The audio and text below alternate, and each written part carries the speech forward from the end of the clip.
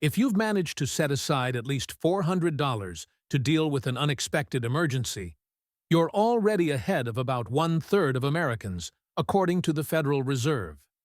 That statistic alone shows how many people are living on the edge financially. It's well known that most people struggle with managing their money properly, and only a small percentage consistently act responsibly with their finances. Now, having a healthy relationship with money doesn't necessarily mean being extremely wealthy or earning a six-figure salary.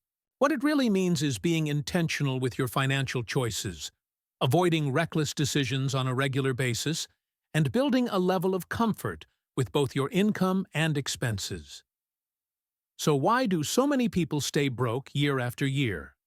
And, more importantly, what can you do to avoid falling into the same traps? Let's walk through some of the most common mistakes people make with their money and how you can steer clear of them. I teach people about personal finance, money management, and investing. If you want to build a stronger financial future, make sure you subscribe to the channel and hit the like button if this video helps you. They lack clear financial goals. One of the biggest reasons people stay broke is that they don't set clear financial goals. Goals are the foundation of every financial decision you'll make. Without them, you're simply moving aimlessly with your money. Think about it. How are you going to earn more, pay off your debt, or work less if you don't even know what you're aiming for? Having a goal is like setting a destination in your GPS. It shows you where you want to go and allows you to make decisions that move you closer to that destination. For instance, saying, "I want to be debt-free in 3 years," is a very clear and specific goal. From there, you can design a step-by-step plan to achieve it. On the other hand, vague intentions like, "I want to save more," or "I should stop spending so much," rarely lead to change because they don't give you a measurable finish line. Maybe your goal is to double your income within the next year. That might sound ambitious, but the important part is to break it down and ask, what skills, habits, or opportunities can I start focusing on today to make that a reality? If you don't want to remain broke forever, the first step is to figure out exactly where you'd like to be financially and by when. Whether that's saving $10,000, paying cash for a new car, or putting together a down payment on a house, having a concrete goal gives you direction and motivation. Without it, you'll drift from paycheck to paycheck without real progress. They don't prepare for emergencies. Another huge mistake is failing to plan for emergencies. According to surveys, nearly one-third of Americans don't even have $400 saved for a sudden expense. That's a dangerous situation to be in because unexpected costs are part of life. And here's the thing, $400 isn't really that much. According to AA, the average car repair bill falls between $500 and $600. A dental procedure, a medical bill, or even a last-minute flight for a family emergency can cost far more. When people don't have an emergency fund, they usually end up covering those costs in one of two ways: borrowing money or using credit cards. The problem is, relying on high-interest debt only makes the financial situation worse. Instead of saving for the next emergency, you'll be stuck paying off the last one, often with interest rates of 15%, 20%, or more. Ask yourself, what would happen if you suddenly lost your job tomorrow?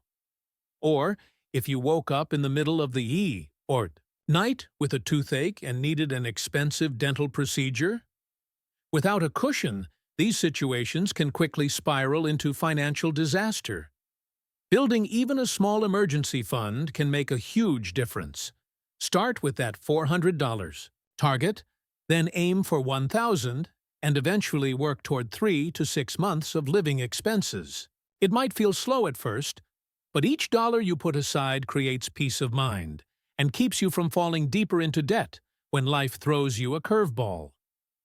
They don't budget, Budgeting is one of the simplest and most effective ways to manage your money, yet most people avoid it. According to U.S. Bank, only about 41% of Americans stick to a budget. The result? People get paid, make a few purchases, and then are shocked when their money is gone long before their next paycheck. The word budget often carries a negative connotation because people think it means restricting themselves or never having fun. In reality, a budget is just a plan for how you want your money to work for you. It's not about punishment. It's about awareness and control.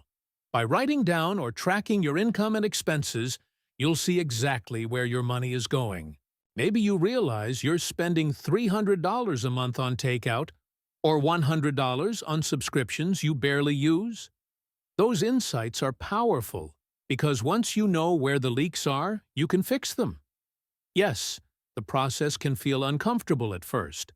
Putting all your numbers into a spreadsheet or an app might be a wake-up call. But it's one of the most empowering steps you can take if you're serious about changing your financial life.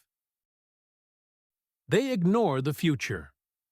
A common excuse people give for their poor financial habits is, "I want to enjoy my money now. I don't want to wait until I'm too old." And to be fair, that mindset is understandable. Who wants to spend their 20s, 30s, and 40s never having fun just so they can live luxuriously in their 70s?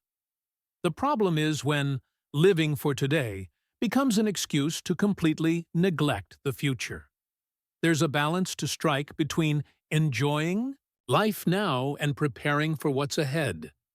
Yes, it doesn't make sense to sacrifice all of your younger years, but it also doesn't make sense to spend recklessly and then reach retirement age with nothing to show for decades of hard work. The smart approach is to enjoy life while still investing in your future. That might mean contributing to a retirement account while also setting aside money for vacations, hobbies, or experiences you can enjoy now. Most people would agree the healthiest financial lifestyle is one that lets you make memories today while also giving you confidence that your future self will be taken care of.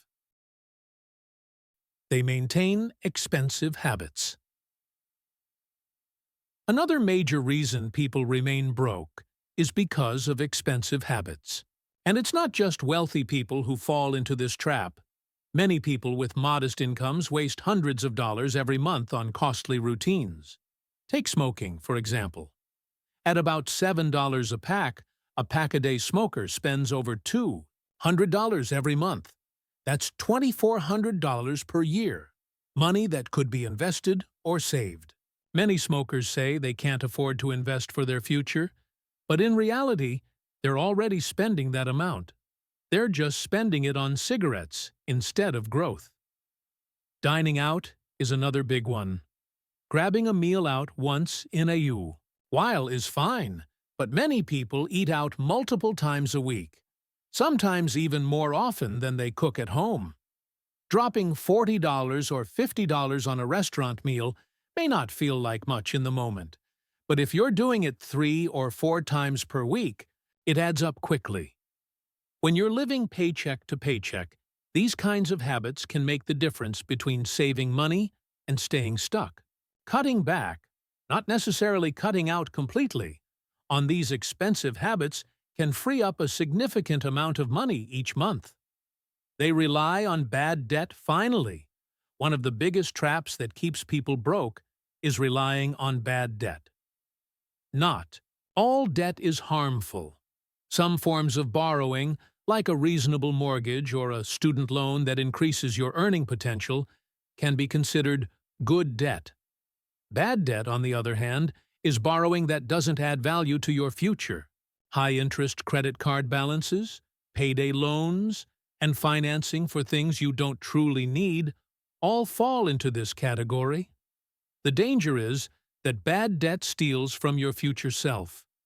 If you're only making minimum payments on a credit card, you'll end up paying several times more than the original purchase price because of interest.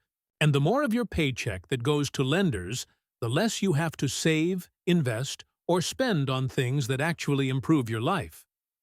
Breaking free from this cycle starts with recognizing the difference between good and bad debt, and then making it a priority to pay off the harmful kinds as quickly as possible. The sooner you get rid of high-interest debt, the more room you'll create in your budget to build real wealth. To wrap things up, people usually stay broke because of a mix of poor planning, lack of preparation, and habits that quietly drain their income.